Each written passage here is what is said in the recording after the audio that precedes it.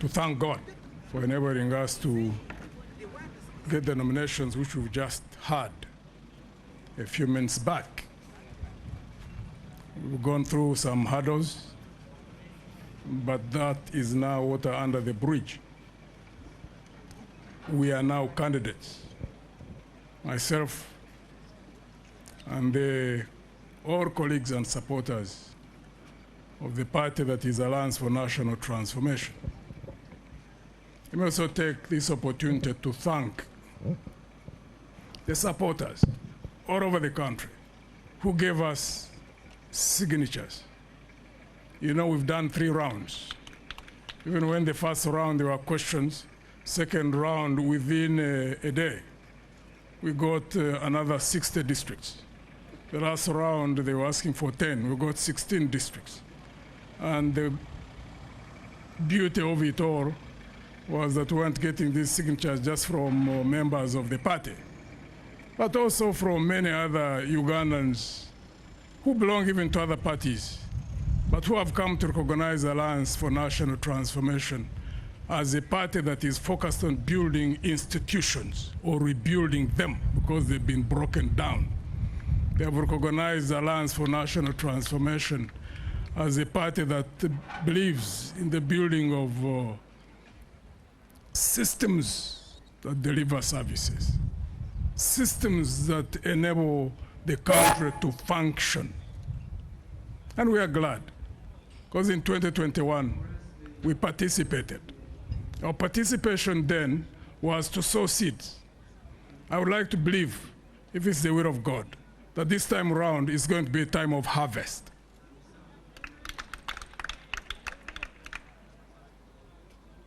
"63 years of independence, even for human beings. At 63, you've gone through quite a number of stages. You came from a baby, a toddler, and then you start walking and running, and you go through teenagers, and then you become middle-aged, you become old. You do a number of things through that whole process. A country at 63 should not be operating as if we are still in teenagers. We are stuck. Been stuck in a vicious cycle, 63 years. Saying things is easy. And as we do as politicians, all over the world, by the way, one thing we do is just say things. The biggest challenge that I notice, and I believe many people notice, is the inconsistency between what we say and what we do. Because every time when there is conflict between theory and practice, there is bound to be conflict.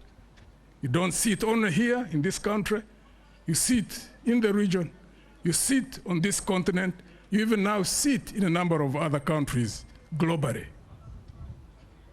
We have a problem. There's absolutely no reason why a country like Uganda, well endowed in terms of fertile soils, in terms of the wealth that we have underground,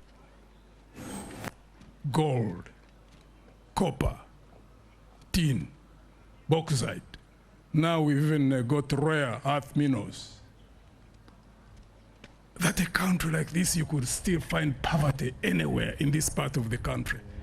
Fresh water bodies, River Nile, which runs from the source of the Nile until where it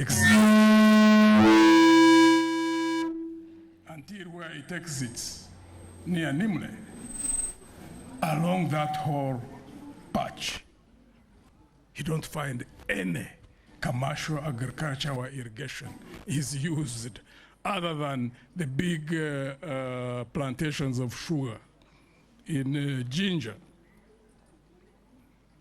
That's a reflection of the ineptness or sheer irresponsibility on the part of the political class in this country. Because when I talk about this, I'm not only talking about the current regime. We only had hope, those of us went the bush to fight for 5 years. And we took power. And we condemned all things that had happened before. And we believe that there was a cutoff point that we are going to redirect politics and the management of the economy of this country into a new direction. Unfortunately, that has not come to be. And here again, we are in this very mess with a country that is literally broken. Institutions compromised, systems broken down, and worst case, the population itself has been brought down to its knees. General Museveni was here. I think he has been nominated as a candidate. I think for the 7th time. I keep hearing him talk about moving to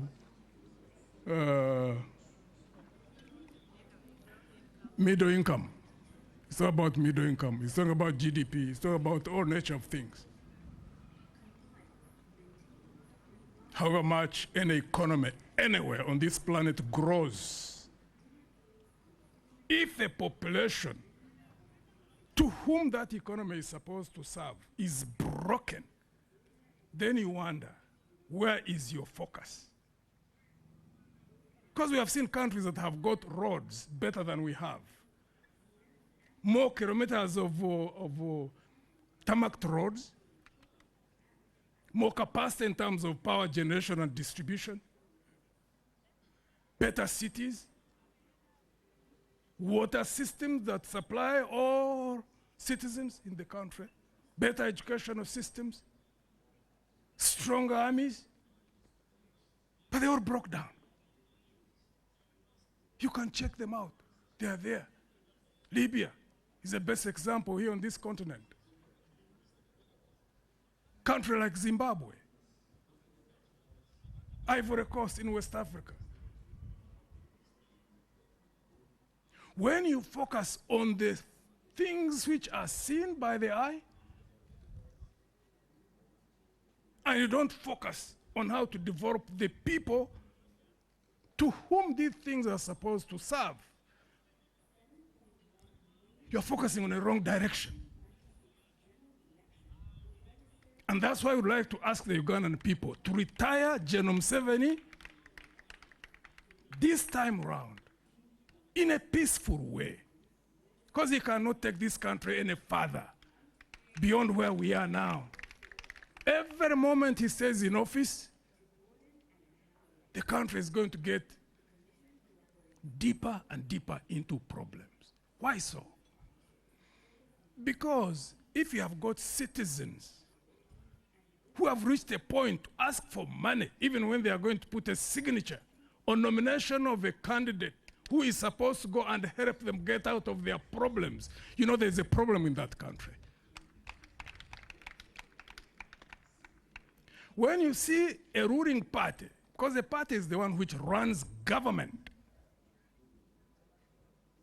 in a stretch of 3 months in which they were conducting their primaries, which culminated into Kololo, where they stripped themselves naked in broad daylight, and it showed who they are in Kololo. Unless the population is blind,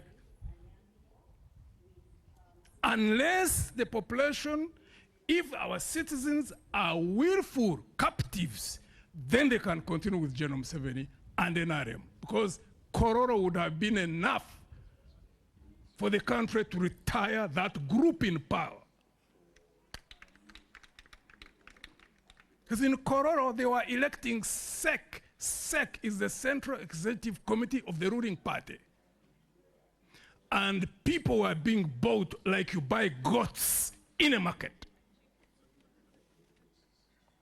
An extension of General Museveni and NRM by the citizenry, if the citizenry chooses to do so, it's just you are being led by goats.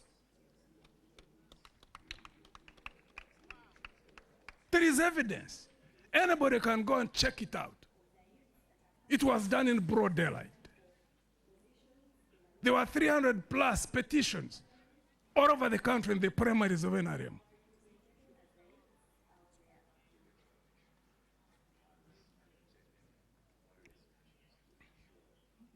We all want a better future. I have no doubt about that.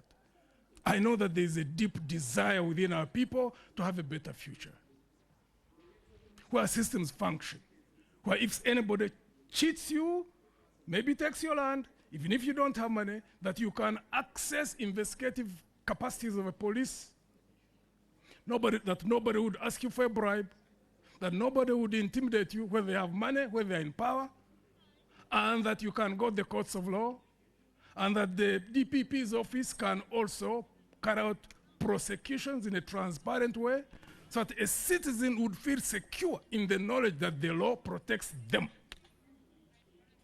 That's not there. That's not there.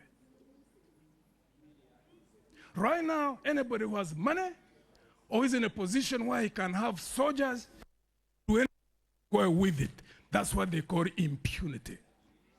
That's the impunity that caused the coup in '71 when the first Obote regime was removed.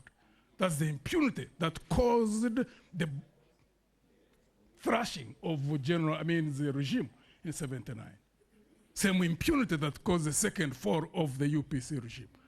Rutwa only took 6 months, so there wasn't even enough time, I think, for him to do anything. So we took power, and we thought that would be the end of impunity.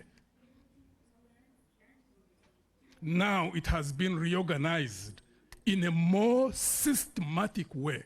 One thing I can get my cap off for General Museveni.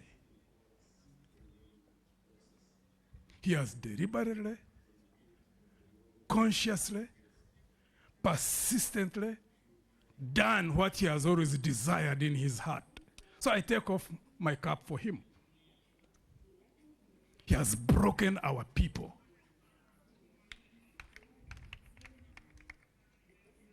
In such a sophisticated way that even those who are broken are still running around him.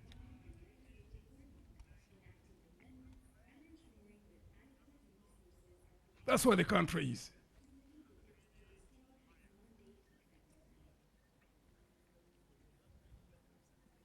We offer ourselves as a solution to that mess.